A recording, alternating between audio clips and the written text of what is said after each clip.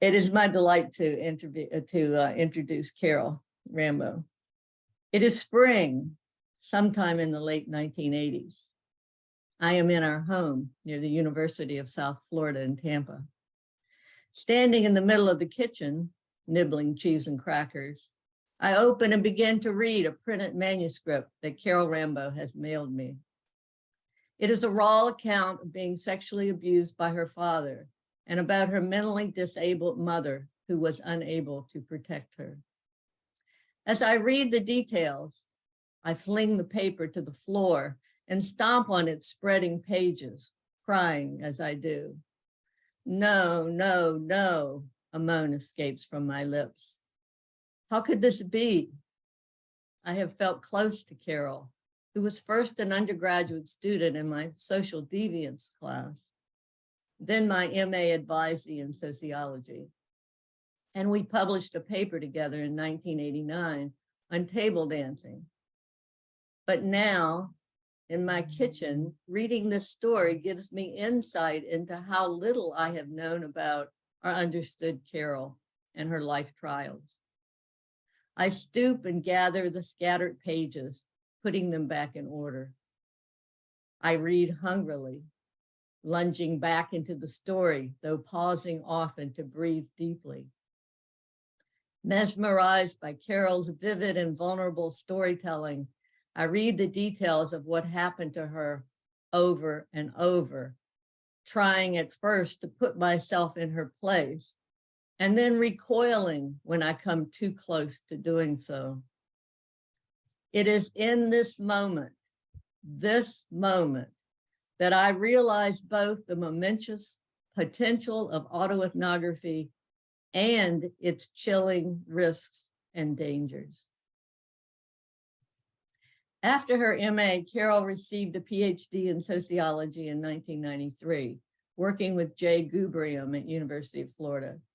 The next year, she began teaching at University of Memphis, and now she is a full professor there.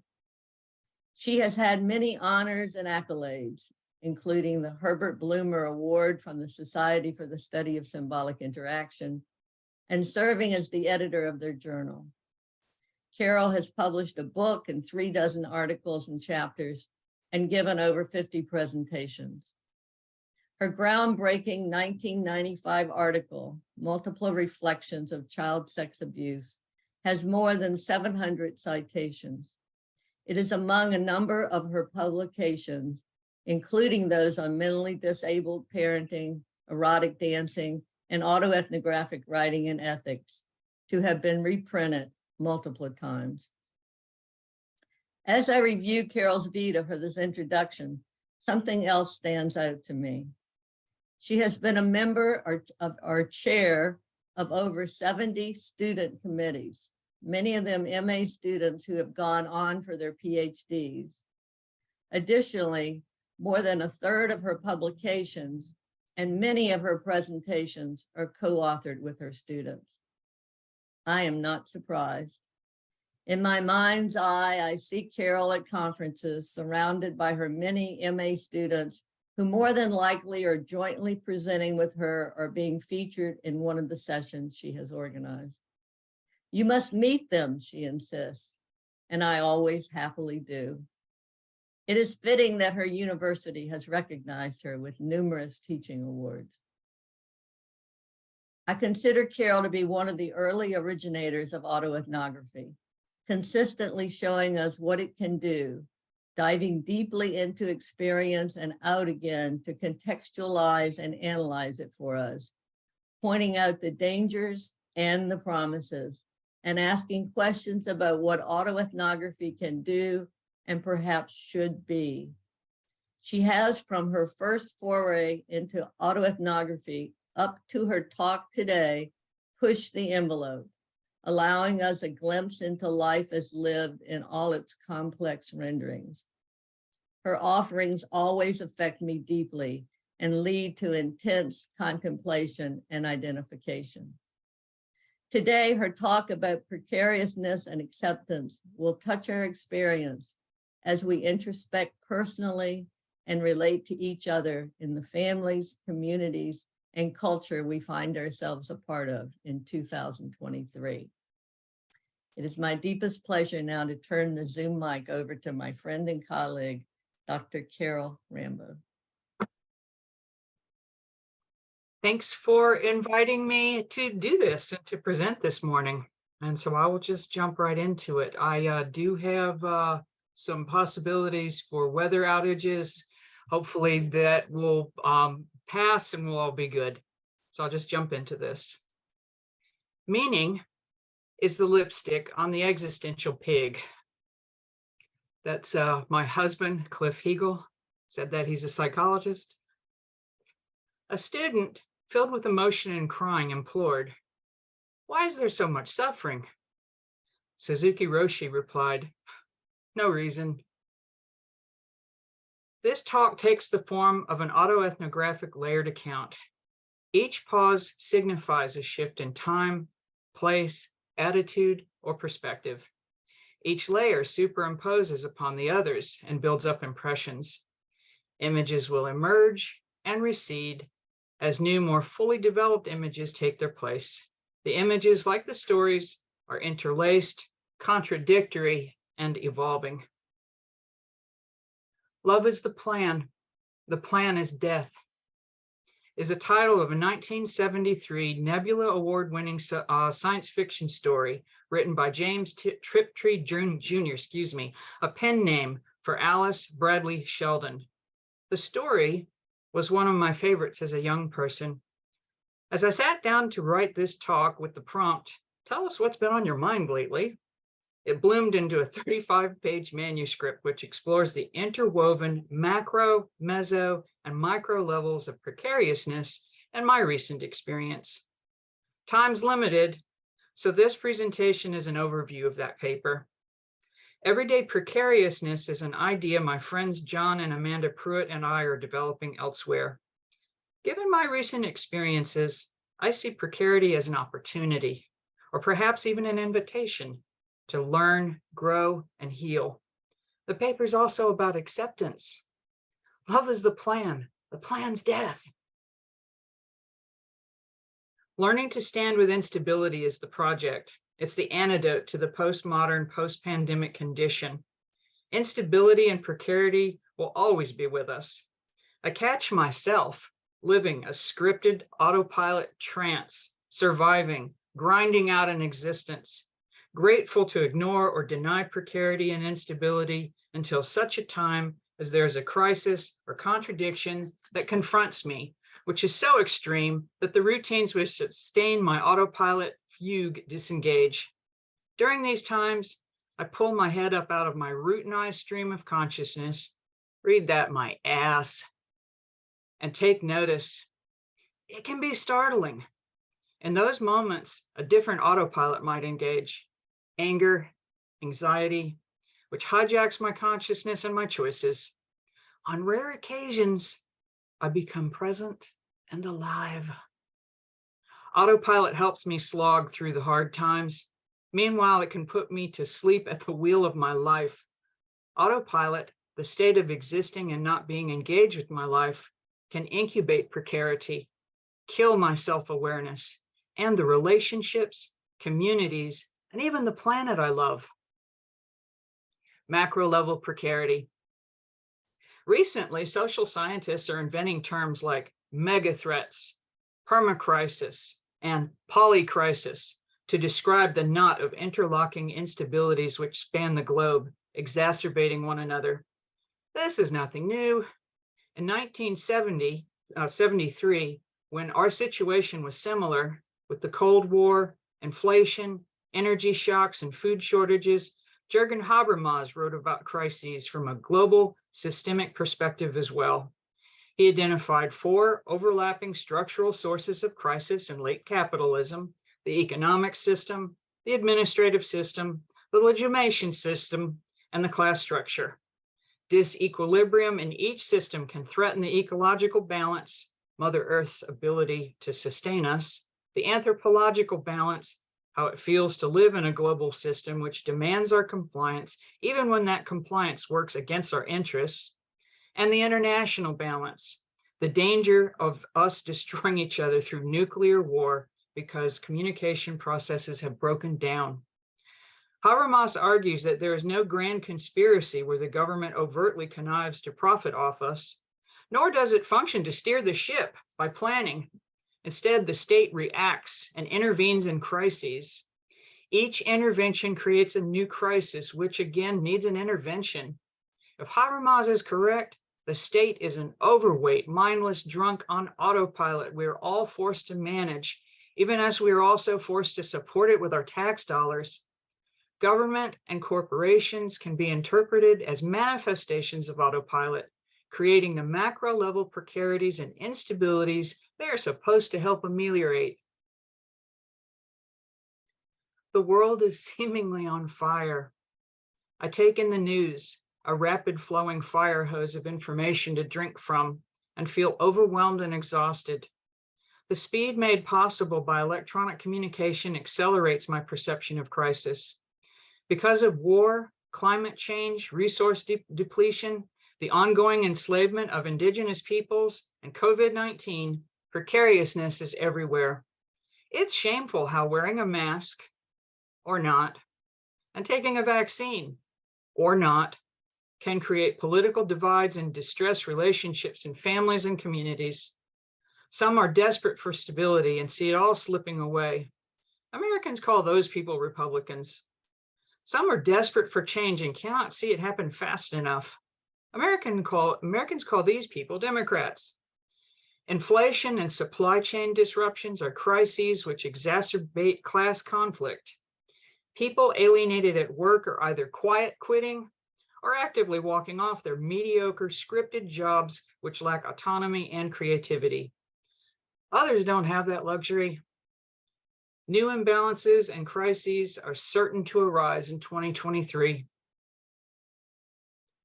Is the news really news? Or is it contrived to command my attention and draw my eyes to the screen and my mouse to the clickbait like so much tasty poison? Often stories are written by algorithms, while other algorithms track what I click and how long I stay there, deciding which advertisements and reading options to show me next. The Wizard of Oz might be running things from behind his curtain, but how often does he check on the results and consequences of his programming? Is Oz a mindful wizard or a brain-dead motherfucker mainlining crisis on autopilot into my amygdala?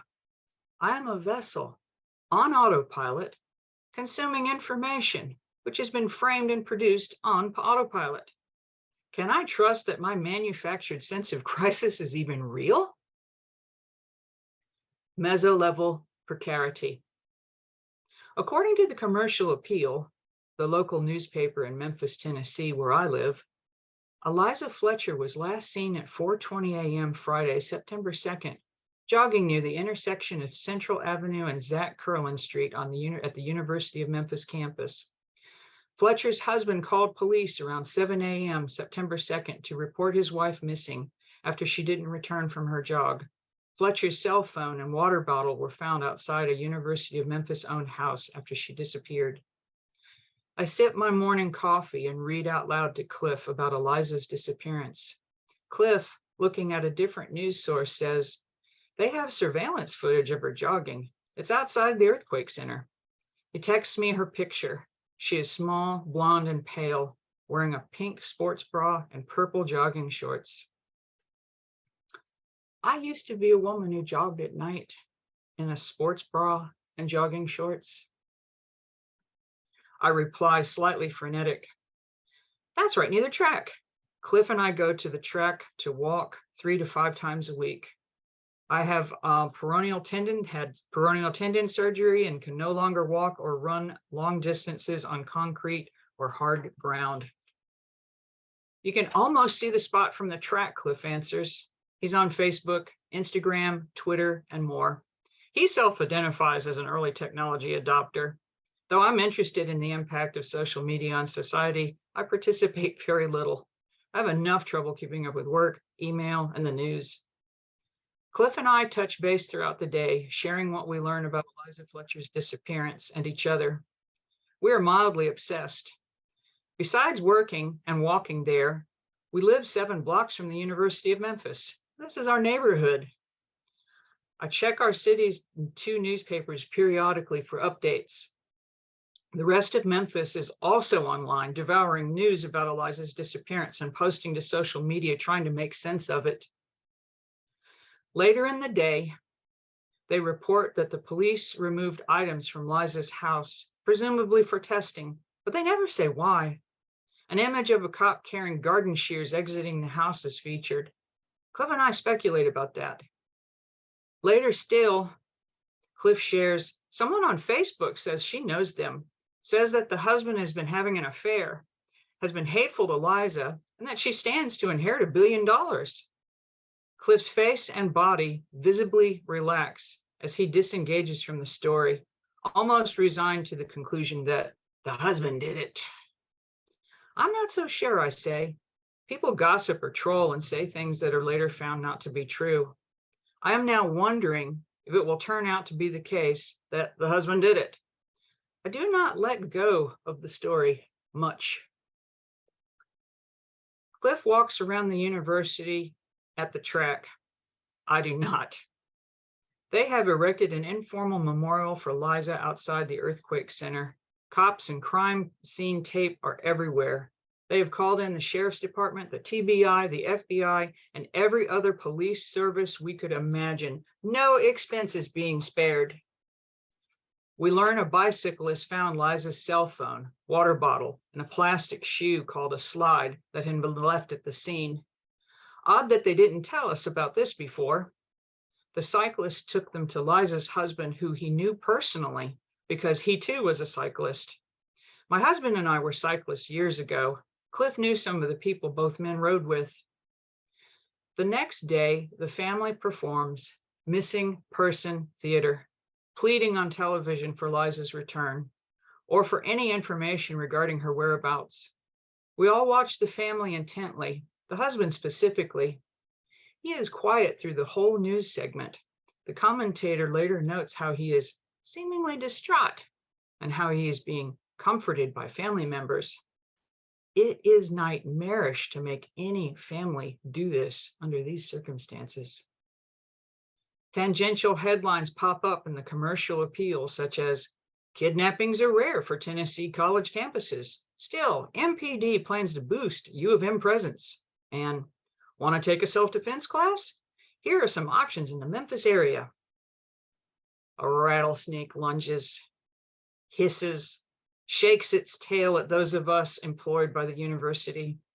We wonder quietly if the students will return to campus when classes are back in session Monday or not.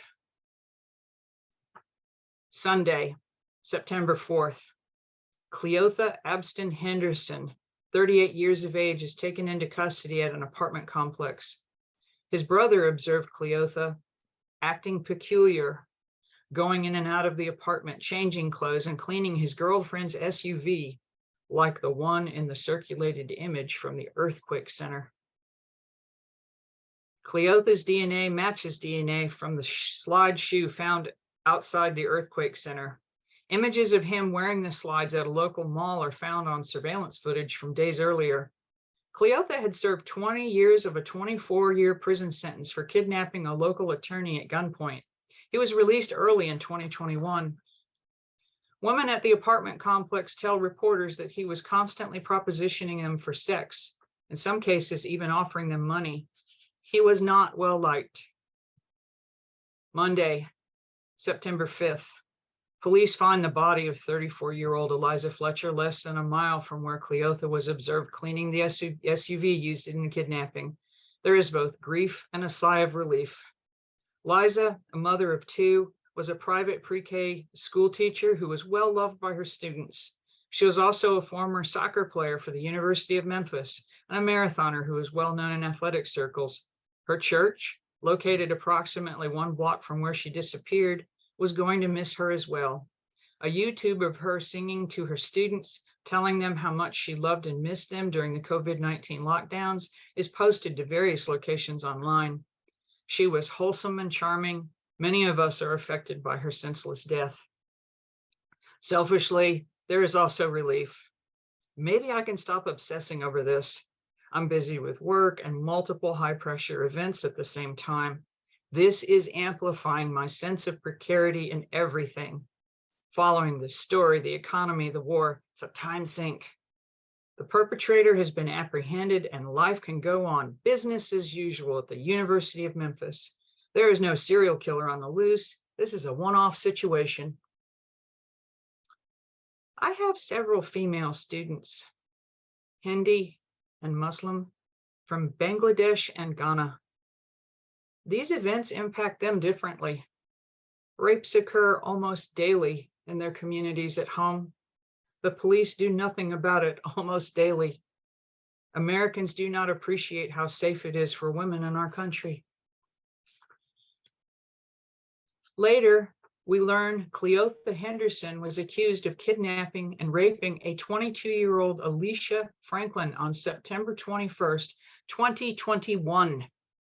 According to the commercial appeal, Henderson wasn't charged in that case until September 2022 because the Tennessee Bureau of Investigation said forensic scientists at the Jackson Crime Lab pulled a rape kit that had been taken in 2021 and tested it June 24th, 2022.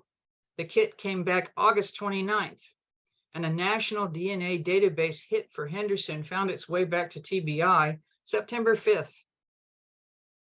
To be clear, it took Liza's disappearance for Franklin results back from her rape. Alicia is Black and working class. The police admit they did not get fingerprints from her crime scene, her purse, or her cell phone, which Cleotha had scrolled through. She knew the name of her attacker. They put her kit in the unknown attacker queue for testing. Racism is a form of autopilot. If Alicia's Black life had mattered, Liza would probably still be alive. It is Wednesday evening, September 7th. Cliff and I are headed up to the track to get in a couple miles. We hear noises that sound like gunshots. There are often noises in the neighborhood that sound like gunshots. Cliff is the admin for the Neighborhood Association's webpage. The neighbors are frequently trying to figure out which sound is illegal fireworks, a nail gun, from the train yard, or which is a gunshot. Occasionally they're gunshots. Some folks celebrate by shooting live rounds. Every now and then they shoot at each other. As Cliff turns down Patterson, he asks, "So, would you want to go walking if you knew that was gunshots?" I laugh cavalier with my answer, "Sure." We cross the train tracks at Southern and hang a right onto Zach Carolyn and park across the street from the track. Cliff and I make our way up the embankment and start walking at the track. Cliff asks a hypothetical question. What would you do if you were here at the track and you heard gunshots? We have these conversations from time to time. After a few seconds, I concoct several hypothetical answers that depend on the direction of the shooter and where we're located at the track. Each answer is well thought out, given the training that I have participated in at the university regarding shooter scenarios. Last Thursday, the day before Liza disappeared from Zach Carolyn and Central, I had reviewed with my graduate students the FBI training for staying alive in such scenarios. It was still fresh in my mind. It is only the third week of classes, yet campus is dark, eerily quiet.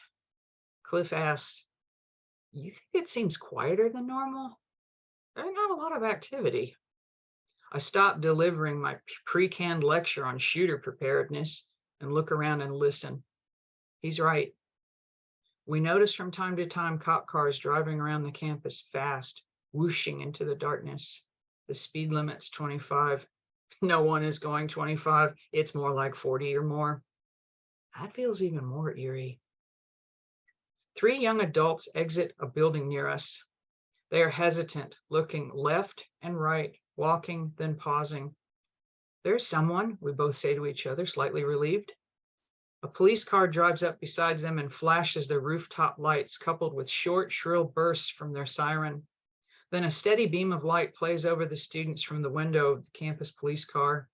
We watch the drama unfold as we finish our second lap.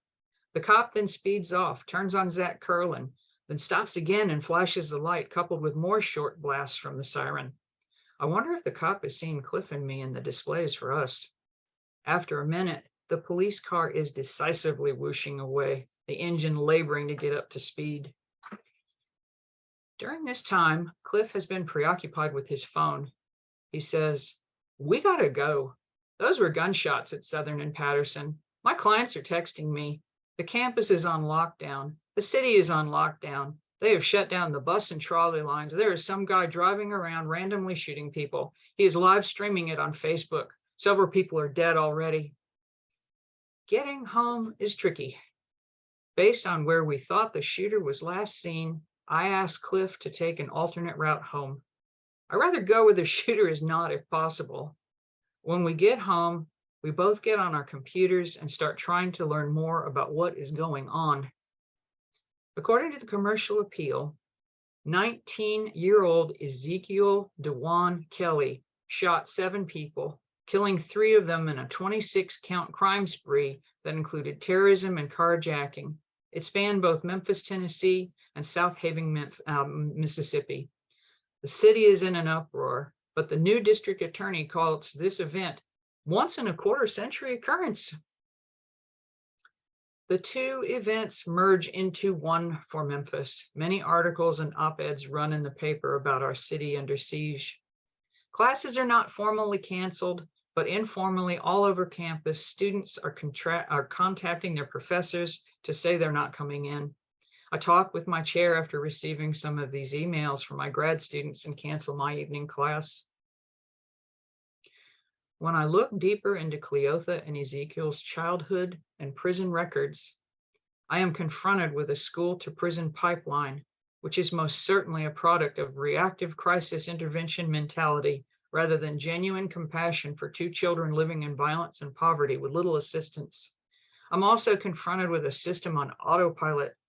If they had taken the time to look at Cleotha's childhood record, they would have known that he was a convicted rapist. Alicia's rape kit should have been given expedited status. Or maybe, like in Bangladesh and Ghana, rape happens daily and the police don't care. Micro-level precarity. This semester, I'm overcommitted with committee work, writing and teaching. Some of the work entails risk to working relationships. My stress is high. Most mornings I wake up, get coffee, glance at the news, then get to work. It's hellish, but I'm also gratified when the work is done. I stop to use the restroom, walk at the track, bathe, eat, and sleep. Occasionally I cook and clean. When I stop work at night, I drink a glass of wine, or a glass and a half.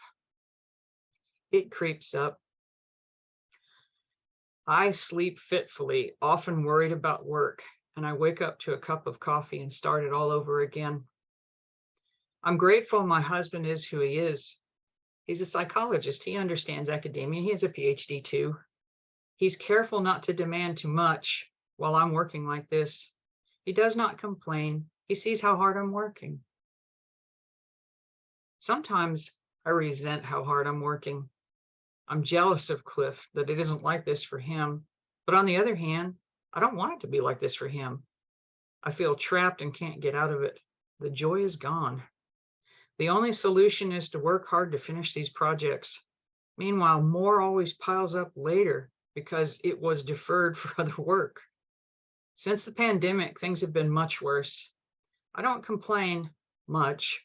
My colleagues are buried alive with work too. I'm not special. I don't know how my chair does it. I just know she does. I need to find a way to somehow buckle down, try even harder, and get through it all. Meanwhile, I do not know where the extra time could be hiding that I could use. Working from home is not always easier. The few boundaries I had between work and the rest of my life are gone. Cliff has been mentioning her to me sideways for months. When I hear her name, sometimes I think nothing of it, and sometimes I will tune into what is being said with alarm. I stay quiet. I don't tell him I'm worried. I do pay attention. We'll be out walking at the track or eating. and he might mention her opinion regarding something or tell a story about what happened to her. In our private couple psycho lingo, he is carrying her around. I know he's attracted. I don't know if he's aware of his attraction or not. He has a hard time naming things for what they are, not because he's hiding them, but because he feels first, then labels and realizes what it means later. I'm scared we are drifting too far apart, but the workload is overwhelming. Selfishly, to stop and ask him squarely how he feels about her could cause a conflict, create a crisis, or launch another project. I'd have to attend to it if the answer was wrong. It might pass. I might be making it up. God, I suck, but I don't have time for this. Finally, one night, it drops out of his mouth and unfurls between us in the living room. He acknowledges there is an attraction. I did not have to ask about it. He brought it to me. After taking a minute to process his words, I say, "You have been trying to talk about her for some time now. On one hand, I'm scared. On the other hand, I'm glad you're talking about it. That's good news for us. It's been our rule since the beginning of our relationship to process compelling attraction as grist for the relationship mill. So far, we have found that when we do this, we can explore the fantasy of the other person and find wants and needs that could be met in our own relationship." Let me give you a less threatening example. Back when we rode bicycles with the bike club, there was this guy we nicknamed the Door. When we rode in a pace line, I could draft him easily. He was broad enough and strong enough to block much of the wind resistance. Everyone liked drafting the Door. Cliff liked drafting the Door. I was worried when I felt attracted towards him. Upon exploring it, I was not physically attracted. This feminist admits that she enjoyed borrowing the Door's strength so that she could accomplish greater speeds on the bike than she possibly could have by herself. At the time, Cliff was riding a recumbent bike, which is very low to the ground. It was almost impossible to draft him in a pace line. Drafting the Door felt as if he was being gentlemanly with me. The reality of it was that everyone took turns drafting the Door. As Cliff and I discussed it, I sheepishly admitted that I enjoyed having doors open for me and that I seemed to gender role like that. Cliff was surprised, but instantly declared that he had been raised a Southern gentleman trained in a boys' military academy and that he was very happy to literally and metaphorically open doors for me wherever he could. I'm not supposed to want that. It was not only okay that I wanted such treatment, but Cliff was also happy to oblige. My attraction to the Door, and me feeling threatened by it, fell away almost instantly. I am worried that Cliff's admission is going to be different. My first reaction is guilt. I did this. I have this coming to me. I sink low into sadness and shame. It is a weight on my chest. The blood seemingly leaves my arms. I swoon, almost blacking out. So much is shifting within me. This is my fault, yet I feel helpless. I sometimes work straight through weekends and still can't get it all done. I've neglected him because he's the one thing that typically is not a crisis or a problem screaming to be resolved. We are co-present in the house, but I've not been spending real time with him when he needs it. He is there for me, though. I treat him like a doll I take down from the shelf and play with and then put him back. He needs more than what I'm giving him. As we talk, he reassures me he's okay and content, but he's alone. She is uncomplicated, available, and a friend with common interests. I don't even know her, but I could rip her to shreds. What the hell was that? Ask Carolyn Ellis. In her early career, she did research on jealousy and fear of loss. I need to be a grown-up and keep a rein on that feeling. It's okay, even healthy that it's there, but I can't let anger and jealousy run this show. She hasn't done anything. Cliff has feelings he's telling me about. All that's happening is going on between my ears. My vanity and ego distract me further. Maybe he's attracted to her because she's younger and sexier. If that's what this is about, I can't compete with that. He might as well move on. I can't get younger. I won't be sexier. Cleotha, Perp interjects slides into my internal conversation. Here we are again. It's all about where they can put their dicks. We're disposable cocksockets. Divorces kill us when you're done fucking us. I have obsessed and raged on cocksockets since Liza had her brains blown across the interior of an SUV by a hapless moron. I'm gunslinging contempt here. Explain to me why your dicks are so important. Pull your shit together, woman. Men are not all rapists. What Cliff talked about is feeling alone and wanting us to have more fun in our lives. That's what I need to focus on. The rest of that, wow. I ask questions that are off target and make initial interpretations of things that do not match Cliff's experience, but I do not unleash my rage. It is clearly an option on my menu, but I can see it goes nowhere I want to be. It won't get me what I want. I don't need to suppress it, but I don't need to feed it energy and attention either. I see it, validate it as a perspective, and decline to choose it. In talking to each other, the energy gradually shifts away from threat and towards closeness and intimacy. We stop feeling ashamed. Cliff for the outside attraction, me for abandoning him for work. It just happened. There doesn't need to be fault or blame. There is hope. The relationship feels fresh and new. I genuinely like, respect, and adore my partner. How'd I get this lucky? How'd I get so far off track? He's offering me everything I want. As we talk, we start telling each other more truth. While I had believed that the relationship was solid and good, there was another part of me that had given up hope on it going deeper. Cliff has a way of blocking explorations into those areas at times. Therapists get emotionally exhausted.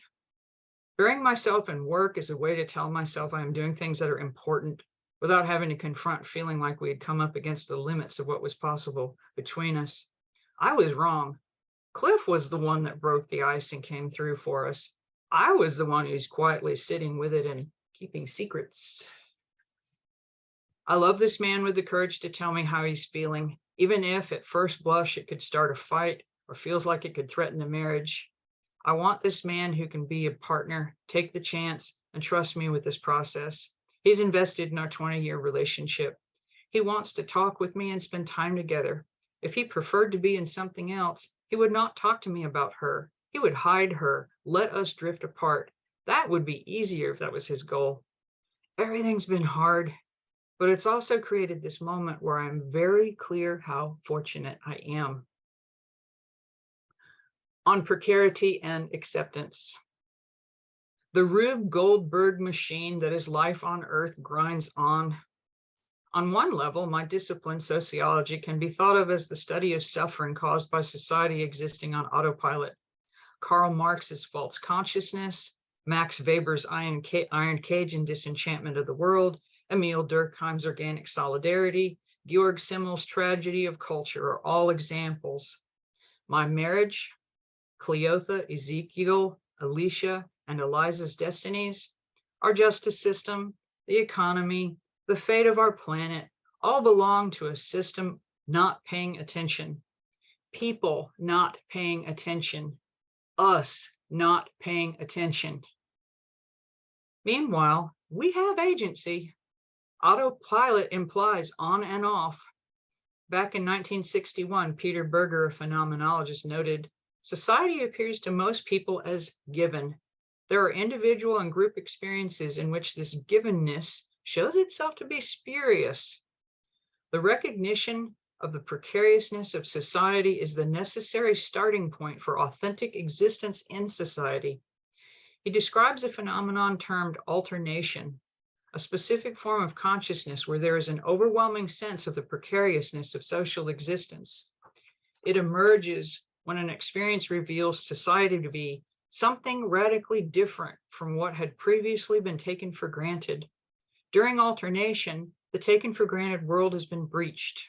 When such a breach occurs, the world is transformed, takes on new dimensions and colors. If the breach occurs suddenly, it marks the day after which life will never be the same again. Just because we saw the breach does not guarantee we'll do anything differently. We might continue to act as if the facade is reality, or we may even forget what happened. Nevertheless, Berger informs us our innocence is gone, and the memory of what we have understood will remain to haunt us, and given certain circumstances, it will burst forth once more and transform our world. Berger speaks of those who lived through World War II as having this experience. The elders more easily slip back into their older ways of knowing the world, and the youth perceive growing up in a society that seems intact. In America, the precariousness of social reality is to be found especially among underprivileged and ostracized groups of the population. Berger lists Black Americans, prostitutes, the homeless, and homosexuals. He states, in all such cases, we are confronted by perspectives which challenge the taken for granted view of society, which point out the contradictions and artificialities of what those who belong regard as normalcy. There's both liberation and bondage in these insights. Berger, the person who has perceived the precariousness of racial categories, may still choose to be a racist, but it'll be more difficult for him now to cloak his oppression by referencing the nature of things and to proceed as if the categories are grounded in the ontology of human existence. Society is fiction. The fictions are murder. In these two statements, we may find a paradigm of the precarious vision. Understanding that oppression emerges from cultures on autopilot is a starting point. Autoethnography and research on narrative stands in opposition to autopilot. Both showcase epiphanic moments and alternation. People living unexamined lives tell unexamined stories of self and other. Research means to research, to look and look again. Anti-colonialism, queer theory, critical race theory, intersectional feminist theory, and more cluster together under a post-structuralist, postmodern umbrella with the common goal of examining murderous fictions. The event of this conference serves as an opportunity to stare into the abyss of Berger's alternation and precarious vision, while attempting to hold in mind as many perspectives as possible, including the sociopath and the narcissist. Acceptance in this context means standing with precarity and being okay. Invite it in for tea. Try to sit with it without avoiding it, judging it, or fighting with it. We're always dying from the day we were born. Social life disguises the one truth we can count on, our impermanence.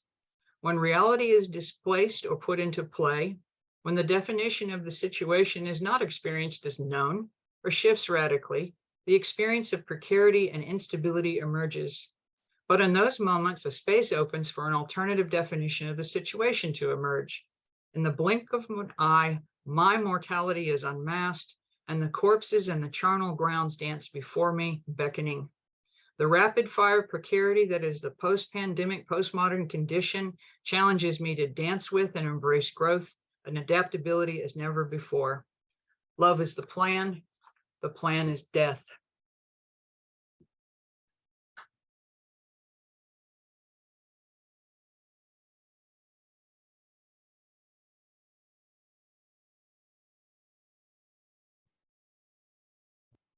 Thank you, Carol, very much. That was gives us lots to think about. And I want to give everyone a chance to ask questions or make comments. Feel free to do it in the chat, and I will try to pick it up from the chat or raise your hand, and I think I should be able to see that.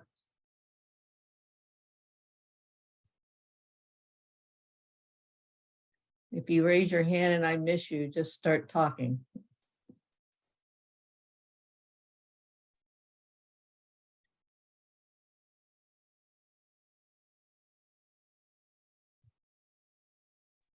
I have a process question for Carol.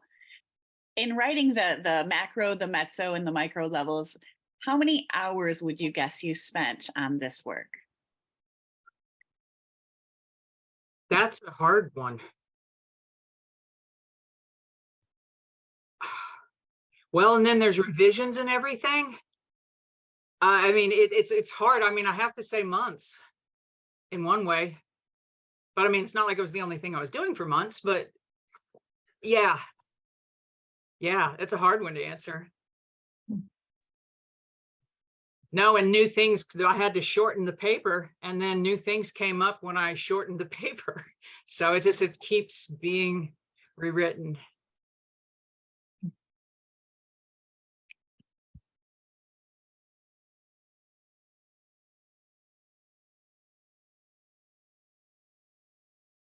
So Christine Keisinger, hello Christine, wrote this depiction of an internal grappling is outstanding. I wonder if you would talk a little bit about how you managed to do that so well.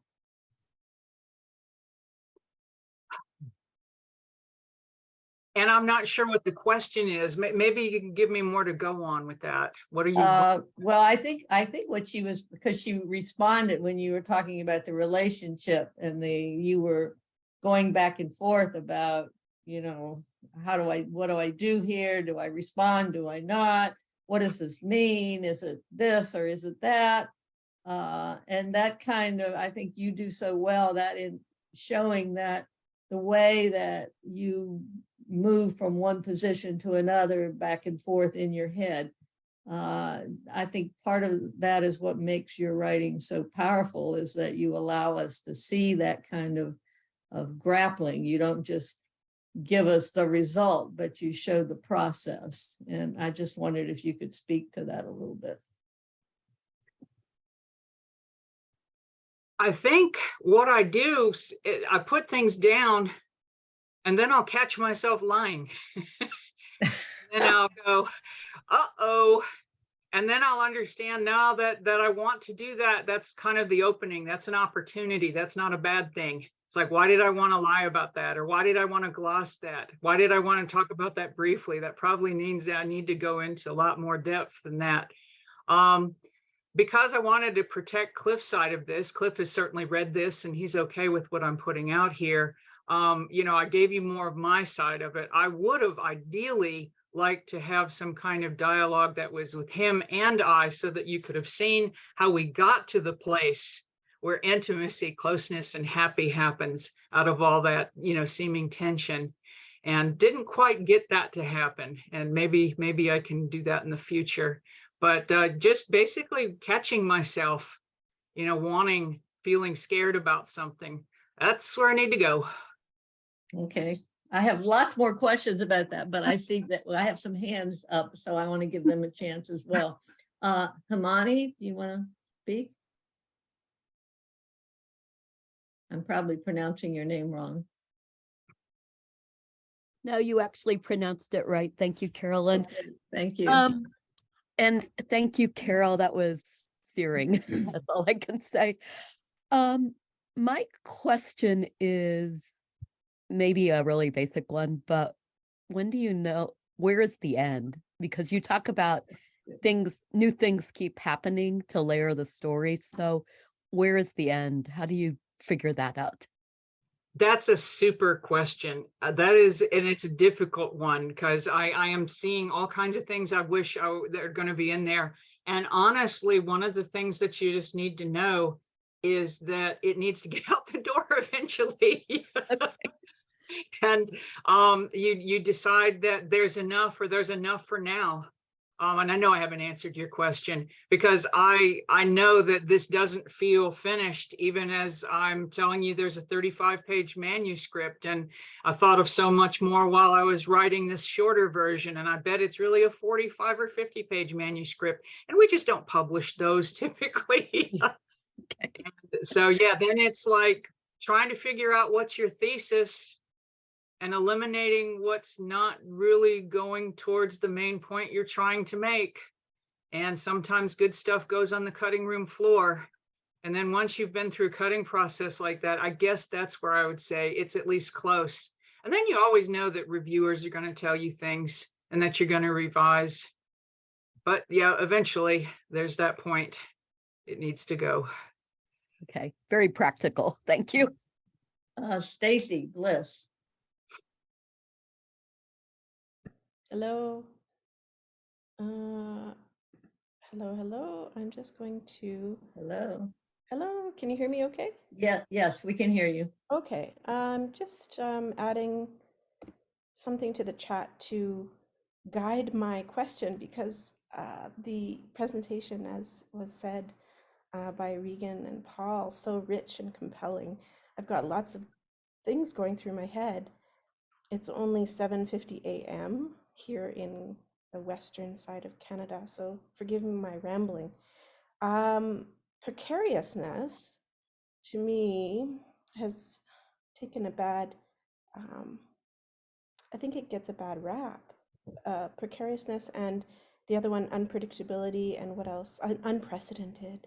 These words that have been overused, but before the pandemic, I feel like these words, or before economic strife, these words might have pointed us towards the unknown and possibly joy in the unknown, and having to work on our improvisation to deal with it.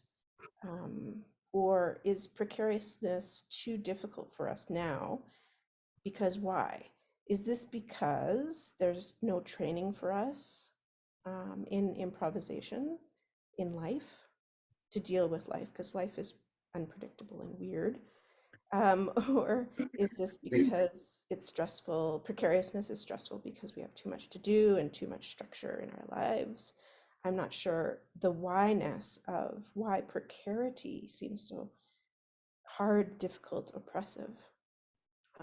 I'm sure this is a huge question, but I would like you to just give us a little bit of your thoughts on why these words don't give us a chance to dive into the unknown in a way that is creative or joyful. Rather, I feel a little bit oppressed by the words nowadays.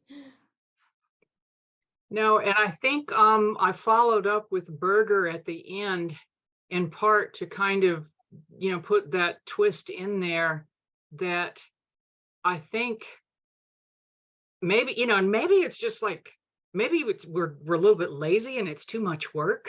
I don't know, but that I just talking about myself, the autopilot thing is quite real. And I know like we're going to be having meditation practice at some point in this conference that's scheduled as a live session. And, it's sort of like we're just unmindful. But I think precarity is always there. I think, like people talk about the postmodern condition and so forth. It's like postmodernism has been going on before they coined the term postmodernism, and then what we've got going on now is this flow of information. Now, some people are smart. I hear people say that I'm going to back off from the social media and I'm going to back off from the news and, kind of get some, calm, because there's a way that all that coming in could be perceived as artificial and getting yourself all amped up and you could like disengage from it. But I think generally just the speed of knowing everything that we can know and following the stories, all the stories going on, that you get overwhelmed. And I don't know that, I guess I'm going to say that I don't think precarity is anything special necessarily, but we do have, and I think precarity also sells stuff. That's the other one I was trying to get across earlier, that to have this amped up sense of crisis, crisis, crisis, and to keep us clicking the next thing, and taking in that information that sells shit. And, there's a point we need to stop buying or it's going to keep on happening because that's the bottom line is they want our attention. So there's this news component to it that we can say it's real, it's not real. But as I look at the weather going on last couple of days, I'm going to bet that climate crisis crap's probably real. I'm just going to bet that bit of precarity is probably not just something that someone is amping up on the internet. And then the, war going on and nukes possibly going on. Oh my God. So like, there's all that stuff, but then is that stuff here with us now? Is that what's going on right this second? Well, sort of outside my window, maybe a little bit, but it actually ends up, I guess, being about anxiety. Anxiety versus fear. When something's really going on right this second here now, shit's on, it's time, it's fear. We got to deal with it. Whereas anxiety, that can get really amped up. And that's the precariousness too. I think I'm rambling here. I do think precarity is an opportunity. And so like with my husband and that vignette there, what I'm seeing is I'm avoiding it, I'm avoiding it, I'm avoiding it. and then it cracks, and then it's like an extreme experience happens when it's cracking. And then when it's destroyed, it's all fresh and new because oh, I thought I knew. And then it's like your autopilot's broken. I thought I knew, I don't know. And it's fresh and new. And it's like, oh, wow, what's possible here? As we think we know. So There's a person who's had her hand up. You're the Zoom user. You want to speak in the blue jacket? Yes. Yes. Sorry, I'm so sorry. I didn't know how to raise my hand, so I'm like going like this the whole time. But I'll be quick. Thank you so much, Carolyn and Carol.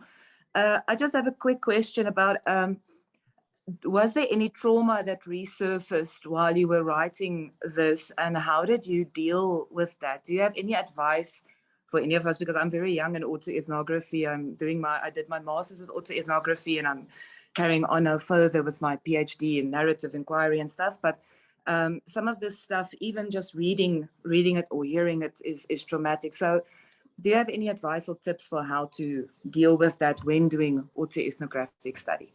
Yeah, that's a great question. It's funny you say that. So Carolyn's introducing me and she's talking about, the sex abuse stuff. And I'm like, oh shit, how deep is she going to go into that this morning right now? Oh God, I've got to go on and read. Are you kidding me? Is she doing this? No.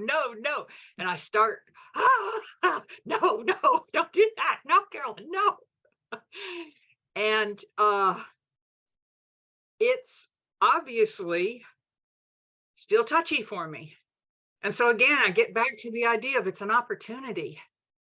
And so the trauma happens, but it's that it's showing you, the feelings are showing you what you need to attend to. And it's actually gorgeous. I mean, if you can stay with it, a lot of times what the psychologists will say about it is that we are more afraid of the feeling, going through the feelings and processing the feelings than the actual experience of the feelings would end up being. In other words, to just kind of let go and, go ahead and let it happen, go somewhere where you're comfortable and, might meditate on it. And so I would just say that let the writing process be part of your healing. And then, be a mercenary while you're doing the writing and the healing, write about it. And you get something out of it that's good, good for the world and good for you. So I just want to thank you for writing about it, because I've also had, I would really love to chat with you in the social sessions, because I really connected with some of the stuff that you said. So just thank you for going there. I'm Marisa Lombard from Pretoria, South Africa. Sorry, it doesn't say my name, but thank you very much. I really appreciate it. Okay, now, Chris, you have 30 seconds. Oh, good. It's just a comment. Carol, every time I read your work or hear you read your work, I remember very vividly why I keep coming back to read your work and hear your work. Thank you so much. It's always so rich, powerful. All the stories within the stories, the layers within the layers. I really love the way you write.